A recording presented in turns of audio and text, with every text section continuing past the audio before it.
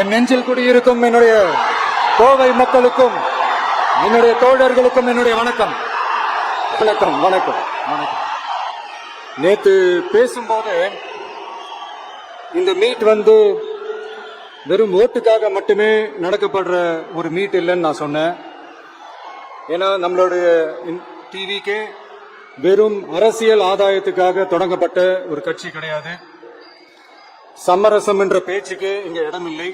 But at the same time இதனால மக்களுக்கு ஒரு நல்லது நடக்குது அப்படின்னா எந்த ஒரு எக்ஸ்ட்ரீமுக்கும் போய் அதை செய்யறதுக்கு நாங்க தயங்க மாட்டோம். நம்மளுடைய இந்த ஆட்சி அமைஞ்சதும் ஒரு சுத்தமான ஒரு கிளீனான ஒரு கவர்மெண்டா இருக்கும். நம்மளுடைய கவர்மெண்ட்ல கரப்ஷன் இருக்காது, கல்பிரிட்ஸ் இருக்க மாட்டாங்க. அதனால எந்த விதமான ஒரு தயக்கமும் இல்லாம தைரியமா நம்மளுடைய பூத் லெவல் ஏஜென்ட்ஸ் மக்களை போய் அப்ரோச் பண்ணுங்க. நீங்க மக்களை அப்ரோச் பண்ணும் போது அறிஞர் அண்ணா அவர்கள் சொன்ன ஒரு விஷயத்தை இங்க நான் சொல்லணும்னு ஆசைப்படுறேன்.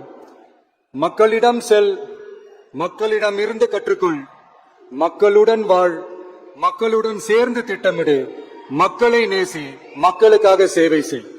இதை நீங்க புரிஞ்சுக்கிட்டு நீங்க செயல்பட்டீங்கன்னா உங்க ஊரு சிறுவாணி தண்ணி மாதிரி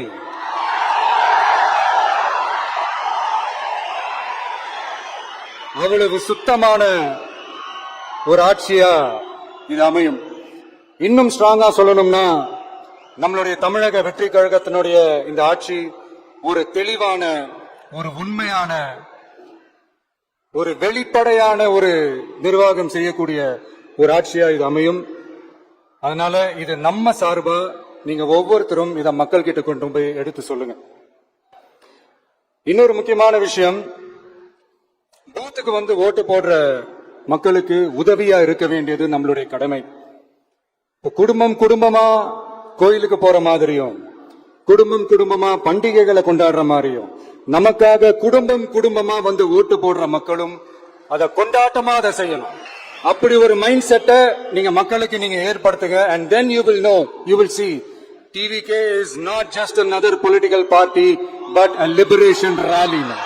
இந்த வெற்றியை நாம அடைவதற்கு உங்களுடைய செயல்பாடுகள் தான் மிக மிக முக்கியம். நீங்க தான் இதுக்கு முதுகெலும்பு. சோ அத மனசுல வச்சுக்கிட்டு நீங்க எல்லாருமா சேர்ந்து செயல்படுங்க. கான்பிடண்டா இருங்க, நல்லதே நடக்கும், வெற்றி நிச்சயம். மீண்டும் சந்திக்கும் வரை நன்றி, வணக்கம்.